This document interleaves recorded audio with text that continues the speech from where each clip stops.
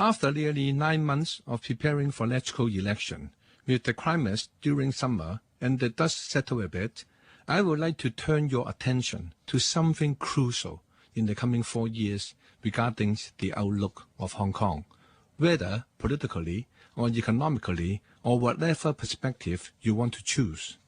Shortly after the election results were out, media and political commentators nearly, if not absolutely, focused on the increased influence of the parties leaning more on the radical end of the political spectrum, citing that increase in seats as well as the ballot they obtained. I don't dispute the validity of these observations, but it does not show Hong Kong's people the full reality and the complete equation of political wrestling in Hong Kong, especially when it comes to contentious issue where the government, now a lapdog of the Chinese Communist Party, simply do what they were told.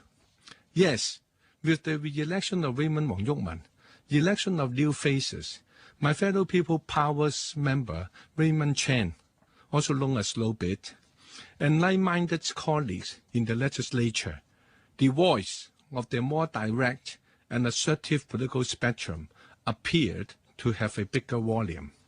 But we cannot be expected to accomplish much merely by counting on the things happening in the LegCo.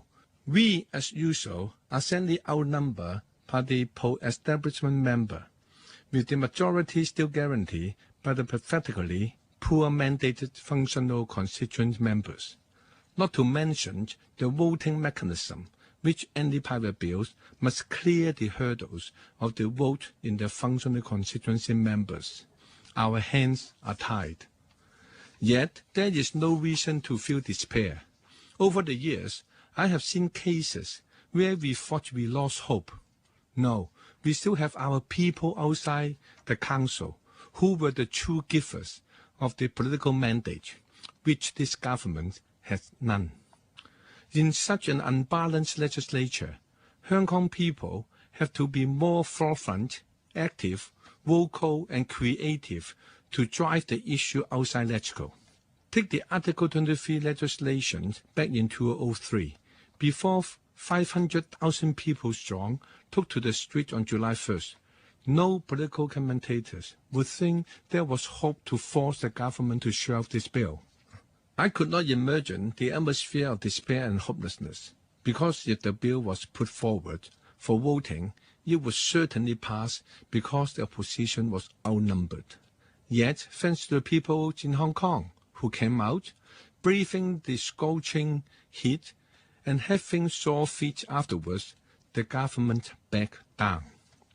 It was a turning point and awakened a lot of people's mind to realize that they had to come out and stand up for themselves. Since then, people treated July 1st as an important benchmark on the government's performance. If we move the time frame a bit closer to present times, we remember when Donald Trump decided to introduce means check for the increased fruit money. Had it not for the city's wide outrage, many elders would be getting it and being humiliated. Remember the 6,000 handout in year 2010? Yes. And prior to that, a demonstration which the people expressed their outrage with the budget, the government gave in again. Again, for national and moral education, we saw another demonstration of how mass power, over 220,000 turnouts to protest against the national and moral education curriculum. Then we have the mass sit-in outside the government office at Admiralty. The most powerful of all was the hunger strike by teachers and students who came out. Eventually, the government had to make some concession, though it was not our ultimate goal of a complete withdrawal. Another factor that will characterize and shape the political landscape in the short to medium future is the concern of the interests of Hong Kong, to assert the needs and interests of Hong Kong people, and to push back things forced upon Hong Kong by the central government. The two recent examples are the abrupt suspension of allowing multiple entries of non-Shenzhen residents and the efforts to curb parallel traders at Lofton District. Hong Kong people are alert and alarmed at how the core values and their immediate interests are eroded with the influx of so many mainlanders as tourists and businessmen. Given the fact that our government have no mandate from the people to begin with, plus the legislature structure forced the true representativeness of people in Hong Kong to a minority, we could not merely play by the rules in the legislative chamber. Me and my colleagues, as a drastic resort, can start a filibuster as we did for the amendment to the Copyright Ordinance or the bill to prevent resigned legislative members to stand for re-election. However, I see that to maximize pressure delivered to the government, we need the support of people outside the legislative chamber.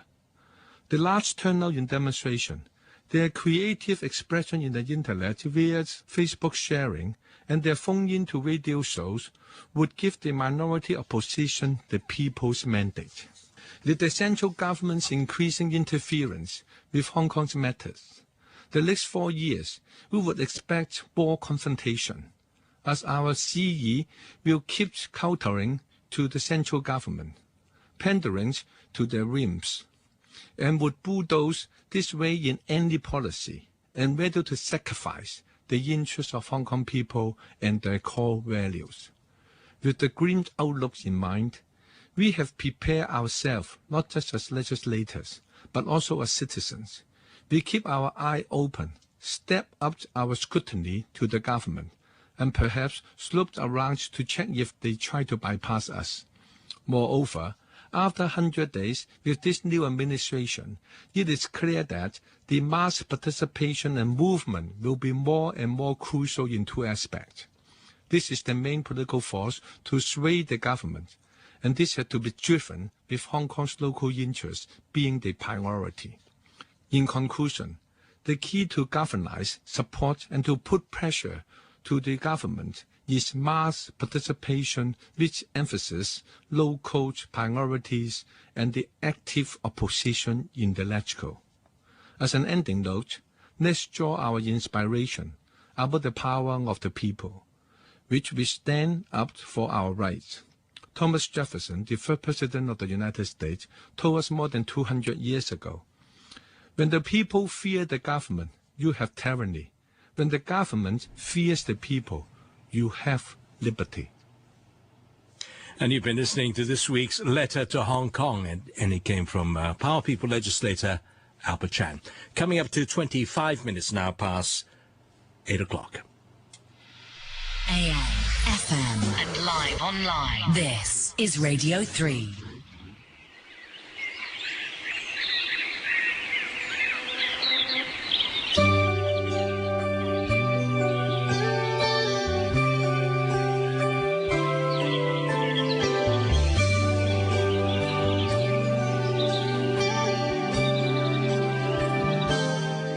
Good morning, I'm Maureen Grant. I love stickers. I love stickers like I love Hong Kong, I love spring, I love my iPad. The possibilities are as many as people on the planet. My favourite sticker is I love Sundays. I find myself thinking of Sundays in 6 degrees style.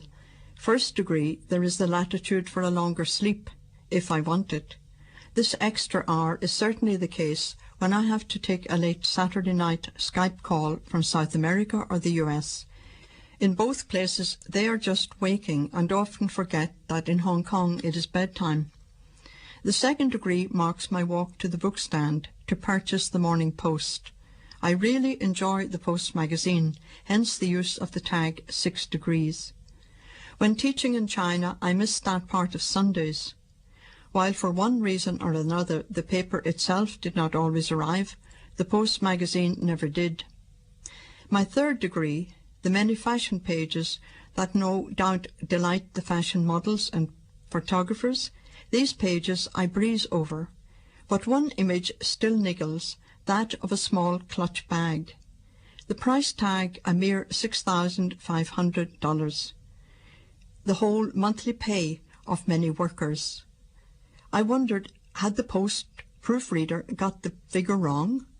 The price just seemed somewhat obscene to me, and more latterly, my 4th degree, I have asked myself, would the government really envisage the $6,000